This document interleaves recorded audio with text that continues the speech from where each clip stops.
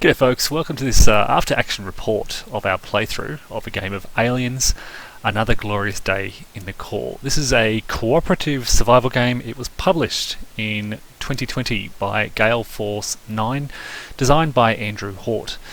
As I said, this is a relatively new game. People who pre-ordered this game have recently been receiving it, and my good friend Barks has beautifully painted up his miniatures, brought it around, and we've played through one of the scenarios. Is called Bug Hunt Atmosphere Processing Plant. This is basically a survival mode game. We played 3 players, so we have 3 hero characters and then 3 sort of NPC grunts.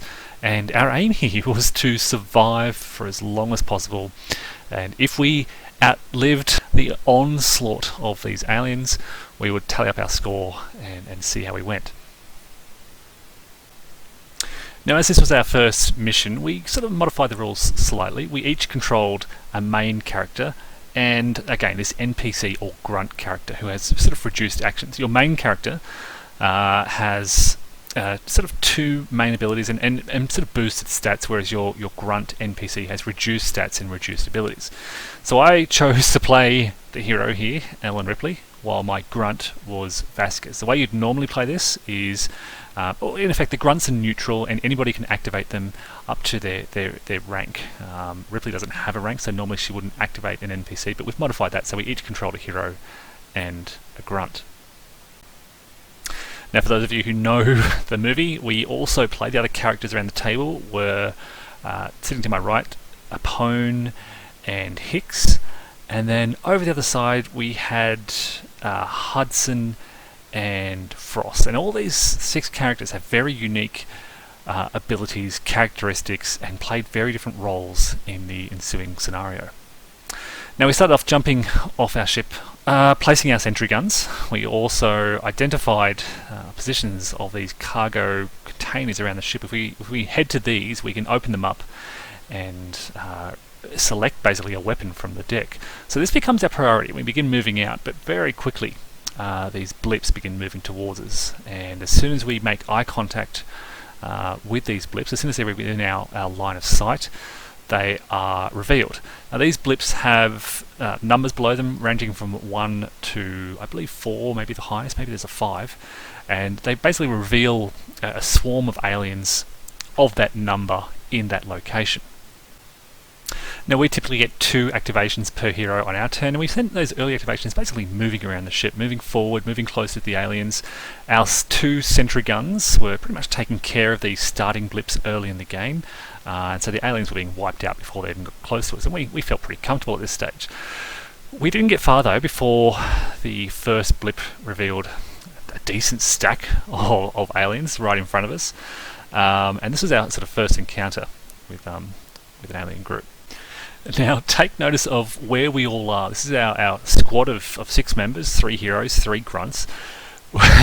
This is roughly half an hour into the start of the scenario, and our position doesn't really change much for the next 3.5 hours of gameplay.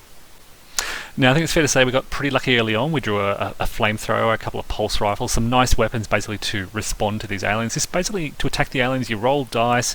You're typically looking to roll less than your aim number. Usually it's 5, 6, or 7 or less, but every time you shoot, this reduces a little bit until it resets at the start of your next turn. You build your characters up, you add weapons and equipment. So I'll show you my character Ripley here. She's a pulse rifle, a pistol, medical scanner, and a motion tracker, and she had these for most of the game. She was using this motion tracker to sort of manage our blip deck. Her pulse rifle had an assault function, and she could use full auto basically to attack multiple aliens within the one turn. Now, roughly 45 minutes into the game, our first sentry gun ran out of ammunition. They basically get, I think it's about 9 shots each. They need, I think it's a 7 or less to hit these blips, and they wipe out the blips before we even know what's under them. So they were very successful in kind of helping us get a head start. But pretty soon we found ourselves kind of being surrounded by these aliens coming in from all sides, and we began to sort of pull back. We were trying throughout this game to focus on retaining, keeping our squad together, keeping everyone close. A lot of these benefits, so Ripley, for example, can enable someone to re-roll their defense dice if she's within 4 hexes. Other characters have benefits within 4 hexes. There's defensive fire, so as an alien attacks, you can shoot at that alien attacking a squad mate if they have line of sight. At around this point, this is roughly 90 minutes into the game, we had a tunnel open up behind us, and this, this coincides with the arrival of these massive swarms, and we become swamped. It's around about this point. This is about 2 hours into the game, roughly 2.5 hours. The swarms all arrive from 3 directions, from sort of the right, the bottom, these tunnels off to our left behind us, and we just sort of are defending on all sides. The flamethrower is doing some amazing work here. It can target basically 9 hexes all adjacent. We gradually kind of clear out the center area of aliens, largely due to that flamethrower and some automatic weapons, but it's around this point, roughly 2.5-3 hours into our game, that Ripley becomes knocked down. The aliens swarm around her body, and there was a risk here. If we don't clear that area surrounding Ripley of aliens, and Ripley is still knocked down, she'll be dragged away by aliens and killed. And she's one of the most valuable characters in the game. She again can help characters re-roll their defense dice, so we had to focus on getting her back up. Fortunately, we drew a card which let us do this, and we made a decision to pull back to a fallback position. This is roughly now 3.5 hours into the game, and by this stage we've worked through all the entire blip deck, so there were no new aliens coming out. We'd also cleared the tunnels, the aliens in the tunnels to our west, so we pulled back to that location, which meant that there was a sort of a choke point in front of our position here, you can see. Now from this position, the aliens can only come to us one by one through that narrow little choke point in front of our position, and from here we had 5 members of our squad in positions to produce line of fire. Vasquez unfortunately had a really bad weapon which was burning through our card, so we decided to pull her back, and she focused on resting to basically build our what's kind of like called an exhaustion deck. This is a way to manage your sort of stamina, and gradually we were eliminating these aliens. The blips were coming through. We realized 4 hours in that they didn't stand a chance of hurting us.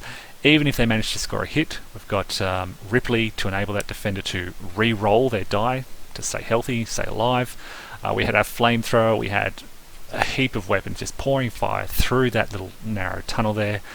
And there was still a long line of blips still coming at us, but we recognised that we weren't going to lose this scenario. No new aliens were appearing, so this is a long sort of conga line of alien blips, and we felt confident that we'd secured victory. There was nothing we could do. There were no new events coming out to hurt us, and so we called the game and declared ourselves victorious. So yeah, for our first game we had a huge success, but it was a grind. This took 4 hours just to get to this point. And again, if you keep in mind where we started from and where we moved to, we basically just moved down the corridor before we were swarmed by aliens on all sides. We spent the next basically 3.5 hours fighting off these aliens, shooting flamethrowers, shooting assault rifles, using our sentry guns and so forth. They ran out of ammunition very quickly, and it was up to us. There was a lot of hand-to-hand combat. There are a lot of very cinematic moments in this game. This really captured the feeling of kind of being surrounded on all sides by these aliens. They jump out of the floor, the roof above you, they swarm all around you. It was quite an amazing experience. There's a lot of cooperation here. It's a genuine co-op game where you really have to work closely with your teammates, develop a plan, support each other, sometimes sacrificing people, which we very nearly did a couple of times to the game. In the end, great 4-hour experience. It really felt like we were living aliens, and we put off a convincing victory.